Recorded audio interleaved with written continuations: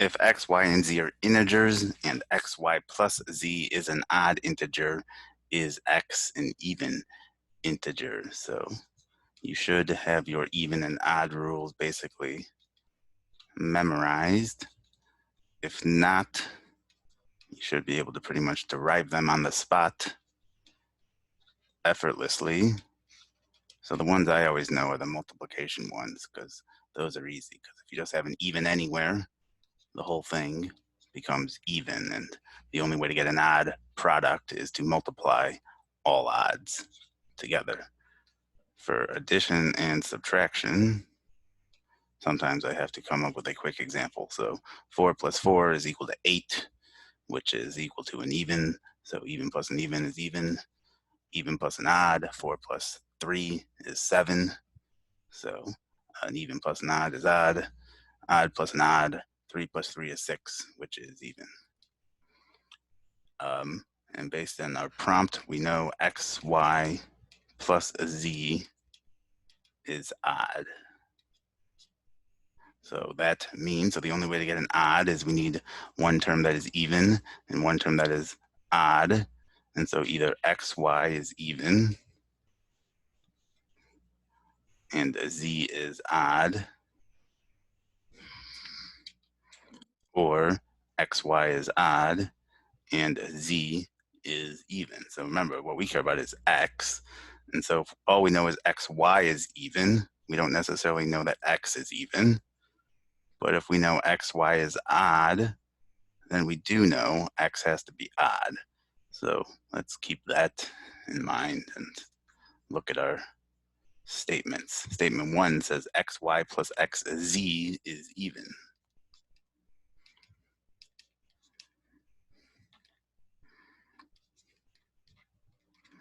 So what does that mean about x, y, and xz? Either we are adding an even plus an even, or we are adding an odd plus an odd.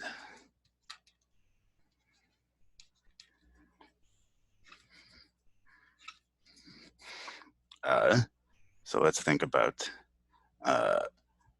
is it possible for x to be even?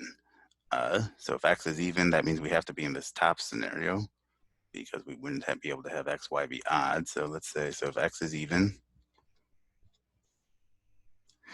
x, y will be even, x, z will be even. So we don't necessarily know anything about y or z from here, but that still works. So if x is even up here, x, y would also be even, which means z would be odd. And we don't really know what y would be, but it doesn't matter. So it is possible for x to be even.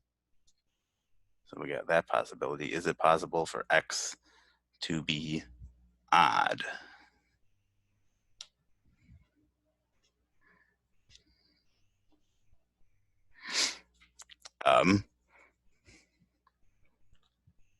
So if x is odd, then to get this scenario down here, we would have to have y and z both be odd, and that can't be because up here something's got to be even, so that's not possible. Up here, if x is odd, y would have to be even,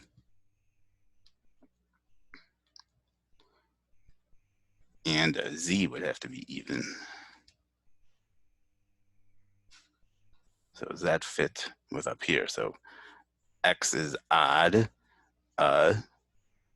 y is even, so x, y is even, and then that would mean z would have to be odd. So this is not possible, and we know x has to be even. So this first statement is actually sufficient to say yes. Statement 2 says y plus xz is odd. So that means y and xz, one of those has to be even and one has to be odd. So we can either have an even plus an odd or an odd plus an even. So let's think about, so can x be even here? So if x is even, this scenario up here can't be possible, so we got to be here. So if x is even, z is even, so we don't necessarily know what z is, but we do know y must be odd. So going back up to here, if x is even, y is odd, x times y must be even, which means z must be odd. But as long as that's true, this works. So this is possible. So is it possible for x to be odd here, though? So if x is odd,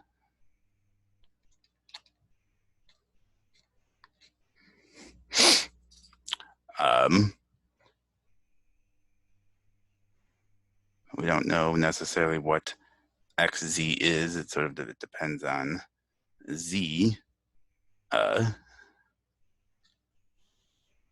so let's just say x is odd,